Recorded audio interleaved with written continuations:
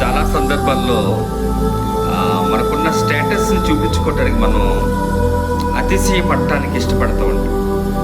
మనకున్న కారు, లేకపోతే మనకున్న మంచి మంచి వస్త్రాలు, ఆభరణాలు, మనకున్న ఆస్తులు, వీటిని బట్టి అహం చెందుతూ ఉంటాం.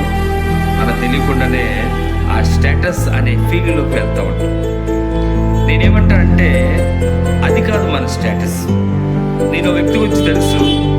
విక్టర్లో ఆయన ఒక శక్తి అనుకోండి. ఆయనకి కనికర సంపన్నుడా అని పేరు. ఏం పేరండి? కనికర సంపన్నుడా. ఆయన సంపద ఏంటి? కనికరం. బైబిల్ గ్రంథంలో మంచి మాట ఉంటుంది. పరిశుద్ధమైన బైబిల్ గ్రంథంలో ఏమంటారంటే కనికరాన్ని, జాలిని మనకి కట్టానికి పోషణగా ఉంచుకోవాలి. కట్టా పోషణ ఉంచుకోవాలి ఉంటుంది. అంటే మనకున్న వస్తువులు వీటి బట్టి మనం అతిశయపడుతూ ఉంటాం. వాస్తవానికి మనం అతిశయపడవలసింది మన కలిగి ఉన్న కనికరాన్ని బట్టి, జాలిని బట్టి. ఒకసారి నీవు కానీ నేను కానీ మన జీవితంలో ఈ కనికరం, ఈ జాలి అనే వాటిని పట్టుకొని చక్కగా ప్రయాణం చేసినప్పుడు మన శత్రువు కూడా మనకు మిత్రుడు అయిపోతాడు.